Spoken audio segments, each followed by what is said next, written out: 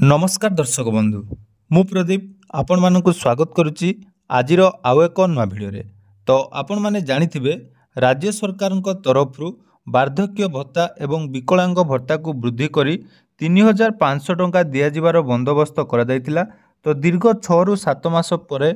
जाकि वर्तमान आपण मानक पई गुटे बहुत बड़ खुशीर खबर आसी जाइछि जोटा कि वार्धक्य भत्ता जोटा वृद्धि पाइथिला बा से जो वर्धित भत्ता जो 3500 टंका मिलवाई राज्य सरकार तरफ घोषणा कर वर्तमान ऑलरेडी तार डेट डिक्लेयर हो जाइछि एवं बहुत बड़ खुशीर खबर जोटा कि आपण मानक वर्तमान ये जो वार्धक्य भत्ता वृद्धि कर जाइतिला ताहा मिलवाई जाउछि। एवं आज आपण पूरा डिटेल्स लाइव देखी प्रूफ देखी जे सरकार तरफ जो घोषणा करा जाइतिला ये वार्धक्य भत्ता को आज लागू करा जाइछि अर्थात 15 जनवरी 2025 ठारू वर्तमान जहाँकि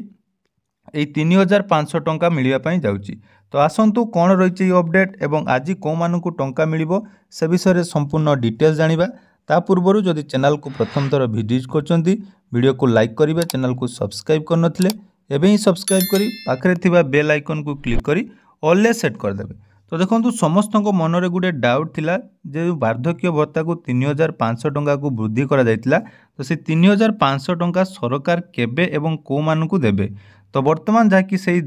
दिनटी वर्तमान आसी जाइछि अर्थात समस्त अपेक्षार जहाँकि अंत घटी वर्तमान राज्य सरकार तरफ आपण मानकु 3500 टंका मिलवाई जाउछि। देखंतु आपण मानकु मध्य मु देखे दउछि पूरा प्रूफ मध्य देखे कि आपण मानकु कहूछि जे को मानकु आज टंका मिलवाई जाउछि।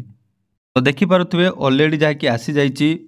80 वर्षरु ऊर्ध्व वरिष्ठ नागरिक एवं 80% बा तदूर्ध्व भिन्नक्षम मुहरे हस फुटिला। सामाजिक सुरक्षा भत्ता जोटा कि 3500 टंका को वृद्धि करा जायतिला। ए विषय में आपण माने जानिथिबे जे वर्तमान राज्य सरकार जो माने 80 वर्षरु ऊर्ध्व रहिचंती 80 वर्षरु ऊर्ध्व नागरिक जो माने वार्धक्य भत्ता पाउचंती ता सहित 80% रो जो माने विकलांग बा भिन्नक्षम रहिचंती सेमानकु वर्तमान भत्ता टंका 3500 टंका मिलिया पई जाउची। तेणु मधुबाबू भत्ता योजना एवं जातीय सामाजिक सुरक्षा कार्यक्रम अधीन रे भत्ता 3500 टंका को वृद्धि करा जाइछि। 80 वर्षरु ऊर्ध्व नागरिक एवं 80% रु अधिक भिन्नक्षम एही योजनार लाभार्थी हेबे। तेणु एही योजना रे वर्तमान राज्य रे 4,15,000 रु ऊर्ध्व हिताधिकारी लाभवान हेबे। एवं देखंतु सबुठारु खुशीर कथा जोटा कि आपण माने जानिथिले जे एही टंका आपण मानकु केबे मिलिबो बा जो माने एथिरे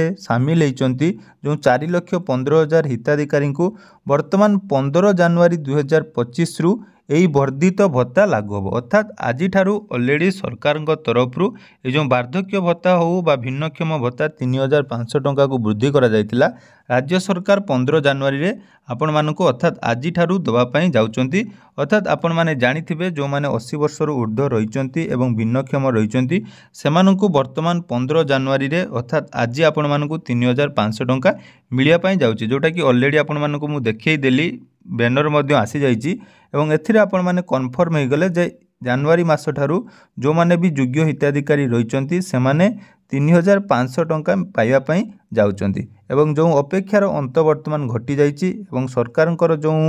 नुआ